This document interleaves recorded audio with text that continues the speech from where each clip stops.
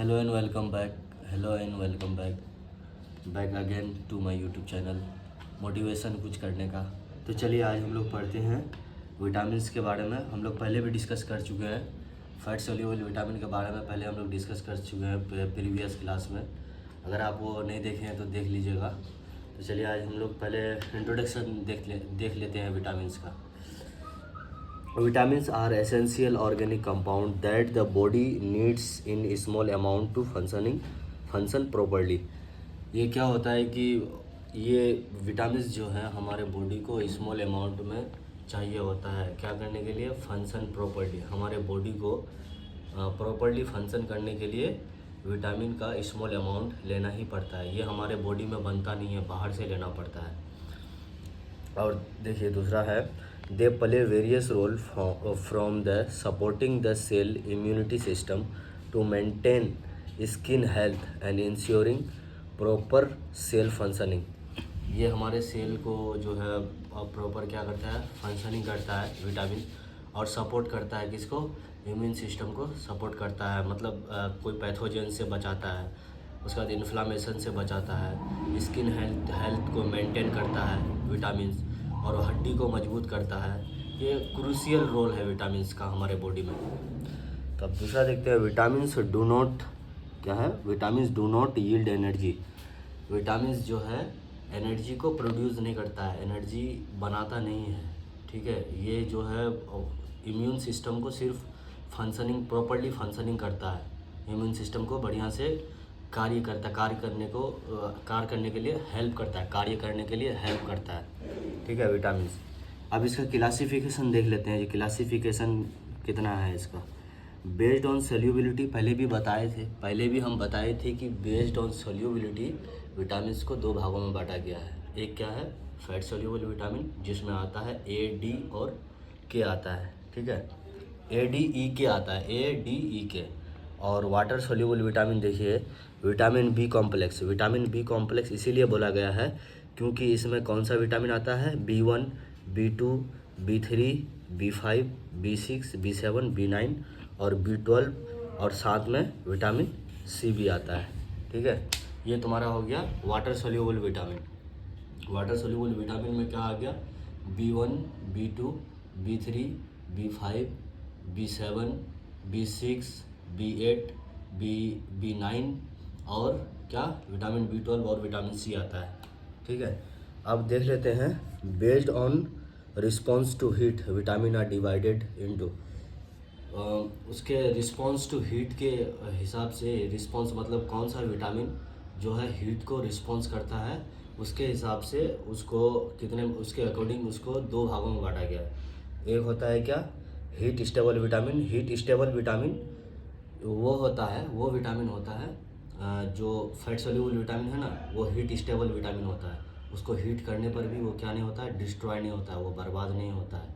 वो अपना टेंडेंसी को नहीं खोता है, वो अपना प्रवृत्ति को नहीं खोता है, वो अपने ही आकार में रहता है, ठीक है।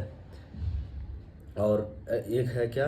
हीट अनस्टेबल विटामिन, जिसमें आता है बी विटामिन आता है, लाइक थायमीन, जिसको थायमीन विटामिन B1 भी बोलता है।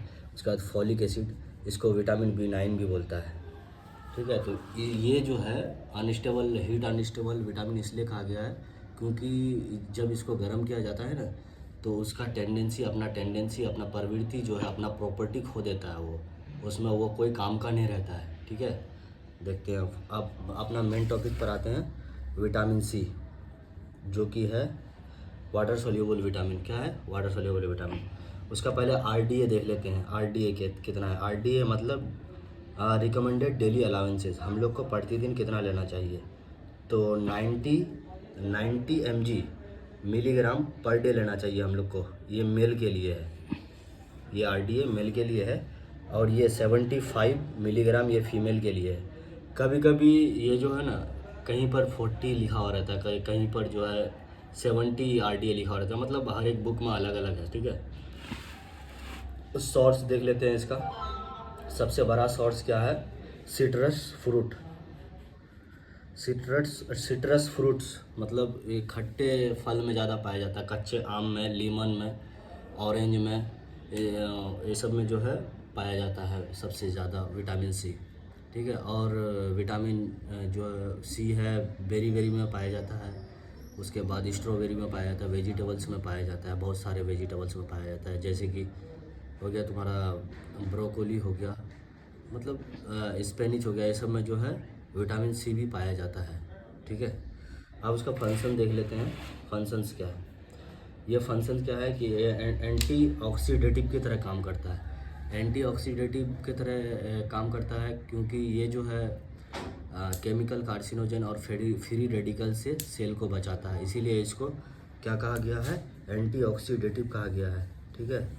और एड टू आयरन ऑब्जर्प्शन, जब भी प्रेग्नेंट लेडी को आयरन का टेबलेट दिया जाता है तो साथ में विटामिन सी भी दिया जाता है, ताकि उसका एब्जॉर्प्शन जो है ज़्यादा हो सके, अब प्रॉपर तरीके से हो सके। ये जो विटामिन सी जो है ना, आयरन को एब्जॉर्प्शन करने में, आयरन को अवशोषण करने में, अवशोषित करने में मदद करता है, ठीक है। और ये क्या करता है, ये करता है enhance immune function by supporting various cellular function. ये इन्हेंस करता है किसको, ये इन्हेंस करता है इम्यून फंक्शन को इन्हेंस करता है, सपोर्ट करता है किसको, वेरियस सेल फंक्शनिंग को सपोर्ट करता है।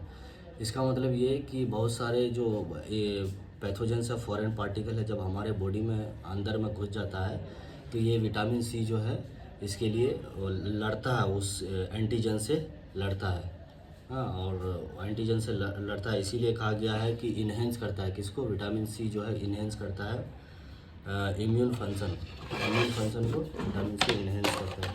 अब उसके बाद यहाँ देख लेते हैं दूसरा फंक्शन, देखते हैं क्या कि प्रमोट्स कोलेजन सिंथेसिस में ये प्रमोट करता है, ये कोलेजन बनाता है, जो हमारे बाहरी आवरण में, हमारे बाहरी परत में, चमड़ा त्वचा में जो पाया जाता है, स्किन में पाया जाता है, इसके हेयर में पाया जाता है, नेल्स में पाया जाता है, ये कोलेजन पाया जाता है, ताकि हम लोग को बाहरी इससे एंटीजन से बचाए, ठीक है। बाहरी एंटीजन से हम लोग को बचाता है विटामिन सी, क्योंकि ये कोलेजन फॉर्मेशन में हेल्प करता है, सिंथेसिस में हेल्प करता है। क्यों, यहाँ पर लिखा हुआ है कि which is essential for skin, blood vessels, tendons and ligaments and wound healing. और ये विटामिन सी जो है वो वुंड हीलिंग में भी मदद करता है। वुंड हीलिंग, अब कहीं पर घाव, फोड़ा फुंसी ये सब हो गया तो विटामिन सी जो है बहुत हेल्प करता है, ठीक है। टेंडोन्स जो है हमारे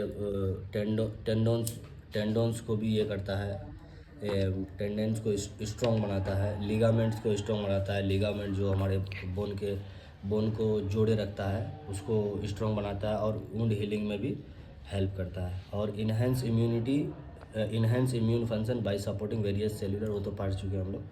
अब इसका डिफिशियंसी देख लेते हैं कि डिफिशियंसी क्या होता है।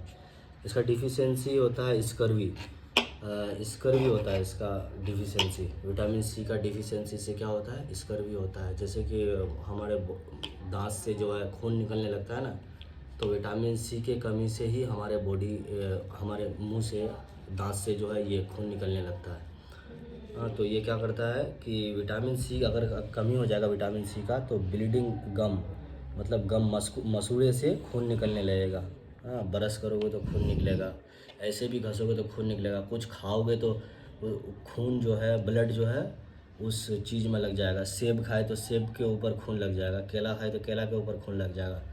ये lack of vitamin C consumption करने से होता है। तो इसीलिए विटामिन सी को खाया कीजिए, विटामिन सी लिया कीजिए अपना डाइट में। और यहाँ देखिए, जिसके जिंजीवाइटिस बोलता है,